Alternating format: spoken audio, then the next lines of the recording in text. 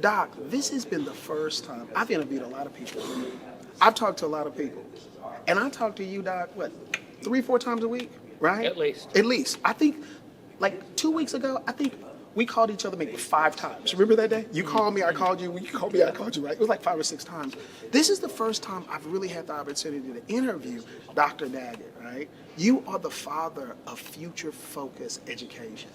My first question is, Doc, when you first started this, did you ever think that you'd be sitting here in Washington, D.C. at the AASA conference in front of thousands of people talking about what the future of education is going to be? No, of course not. You know, I began my career as a teacher, administrator, state official, but really felt that I was more, as a state official, punishing schools, beating up on them, on all the regulatory stuff. And I said, that's what I want to spend my life doing. Right. I'd rather provide more technical support and hope. And so, Robert, almost before you were born, there was a national report called The Nation at Risk. And every state had a delegate that worked with them. At the time, our commissioner of education at the time asked me to take the lead to work on it for New York State. And back then, it was all about other nations. Right. It was the nation at risk. Right. And we were all concerned about Germany and Japan. They were the two we were primarily concerned about, beating us economically, Russia. And so I had the opportunity to travel internationally, see what they were doing. I see. And what I soon discovered was they weren't necessarily doing things better than us, but they were doing some things better, and we were doing other things better. And I said, if we could pull the best from them and the best from us, wouldn't that be a great place to lead schools? And so I just decided to do it kind of as a mission. I see. Shocked everybody in the State Department when I resigned. They said, why would he leave that level of position? I was 43 at the time. We had 5 teenage kids. Wow. Our kids at the time were 14, 15, 16, 17, and 18. Wow. And they said, this guy is walking out of a job with 5 teenage kids. Wow. You know, and I said, I just don't want to spend the rest of my life beating up on people. I want to help them. And so I thought, you know, I could make a living out of it and do okay, but I had no sense that it would grow to what the International Center became, and now SPN is about to become. My next question, model schools, where did I know that you traveled abroad and you saw different schools, but where did the idea come where, you know, I'm going to bring all of these great schools together and have these great schools share strategies, right? And then, you know, I think the first one, was it in North Carolina? Yeah, Raleigh. In Raleigh, North Carolina. I think it was like a circus tent or something, right? Well, we were in a hotel that would hold 300 people, but 1,248 showed up. And we didn't have enough room for anything. And so we rented circus tents. Circus tents. I love it. And it was the last week in June. Ooh, First hot. date, it was 98 degrees outside. Wow. Circus tents on blacktop. Wow. It was a little warm. Oh, no, it was a little hot, Doc. Yeah. And because we had multiple circus tents, because we also had to feed all these people, because this restaurant of 300 people couldn't feed them. Oh, we had to get caterers. It was complicated. And it was the International Center. exactly.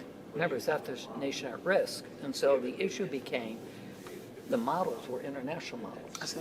So we had 10 other nations present. I see.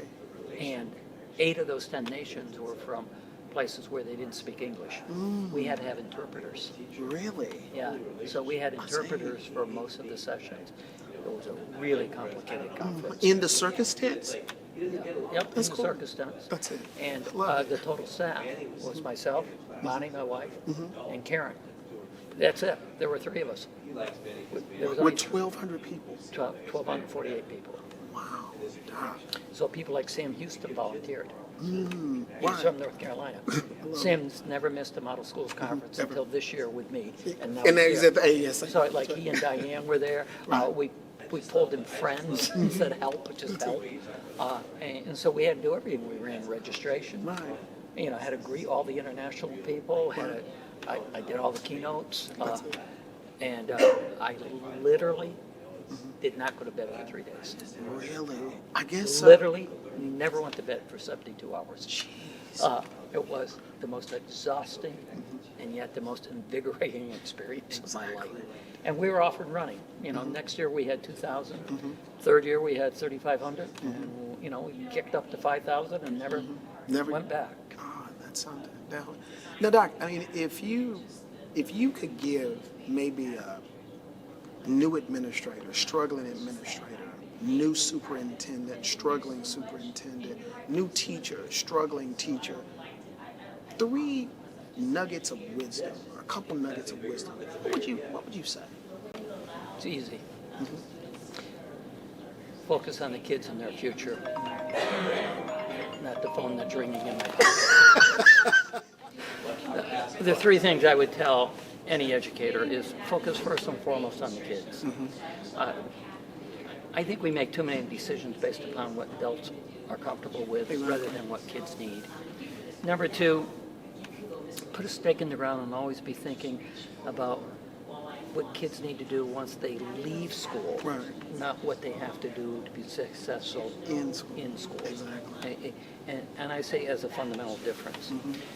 And number 3, love every kid like to their own. You said in your comments that, you know, you're 2 kids. The really good educator sees all those students as their kids. And I think, and you know this about my family, but, you know, we have 13 grandchildren. Enormous variations in terms of skills. I mean, literally enormous variations. And 2 of them are African American young men, obviously adopted. Sure. Both born to crack cocaine addicts, which left them with a number of issues, as you can imagine.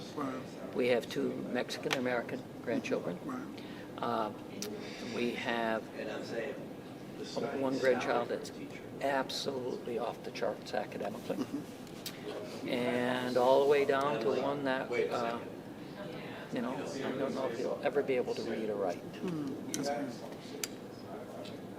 Those kids have helped me have a better understanding of what I would look at a classroom than when I used to think about only my own kids. Because they almost represent examples of America. Exactly. Everyone. And you gotta, and you know, they all gotta be nurtured differently. We got to personalize our work with them. We got to get out of the mass system into a more personalized system, and the advancing technology can help us do that. What you got to do for Matthew is not the same thing as you got to do for Katie. No, 2 totally different things. And they're just 2 kids. They're just 2. From one intact family. Yes. And we've got to change the system. Definitely, definitely.